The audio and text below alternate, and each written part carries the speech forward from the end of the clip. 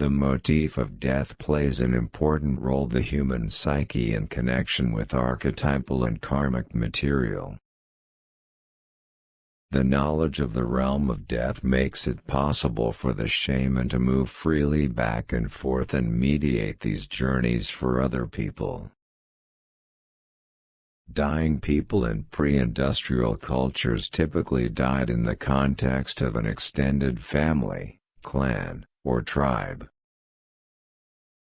I believe it is essential for our planetary future to develop tools that can change the consciousness which has created the crisis that we are in. There is no fundamental difference between the preparation for death and the practice of dying, and spiritual practice leading to enlightenment. Many of us who have experienced psychedelics feel very much that they are sacred tools, the open spiritual awareness. It is possible to see the intermediate state between lives as being in a way more important than incarnate existence. If consciousness can function independently of the body during one's lifetime, it could be able to do the same after death. I have taken part in ceremonies with North American and Mexican shamans, as well as Brazilian ceremonies. The elimination of the fear of death transforms the individual's way of being in the world. The human psyche shows that each individual is an extension of all of existence.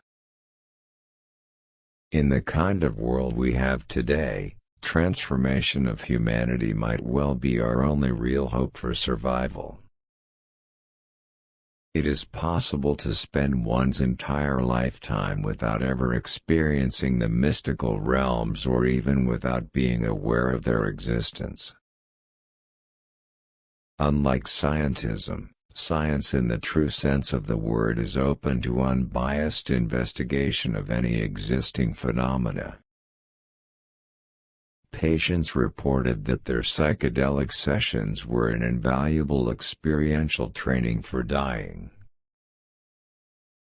I spent much of my later childhood and adolescence very involved and interested in art, and particularly in animated movies. Coming to terms with the fear of death is conducive to healing, positive personality transformation, and consciousness evolution. An important consequence of freeing oneself from the fear of death is a radical opening to spirituality of a universal and non-denominational type.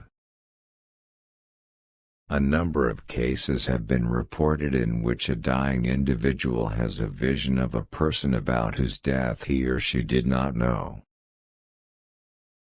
Consciousness after death demonstrates the possibility of consciousness operating independently of the body. There is an urgent need for a radical revision of our current concepts of the nature of consciousness and its relationship to matter and the brain. Each of us can manifest the properties of a field of consciousness that transcends space, time, and linear causality. Whether or not we believe in survival of consciousness after death, reincarnation, and karma, it has very serious implications for our behavior.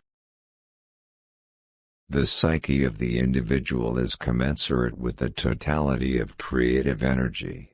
This requires a most radical revision of Western psychology. The beliefs concerning reincarnation have great ethical impact on human life and our relationship to the world. In some instances, the accuracy of past life memories can be objectively verified, sometimes with remarkable detail. I have to say I regretted giving up animated movies. Freud said that we are born as a tabula rasa. This is a model that simply is too superficial and inadequate. As long as I had easy access to psychedelics at the government-sponsored research project, most of my energy went into psychedelic sessions.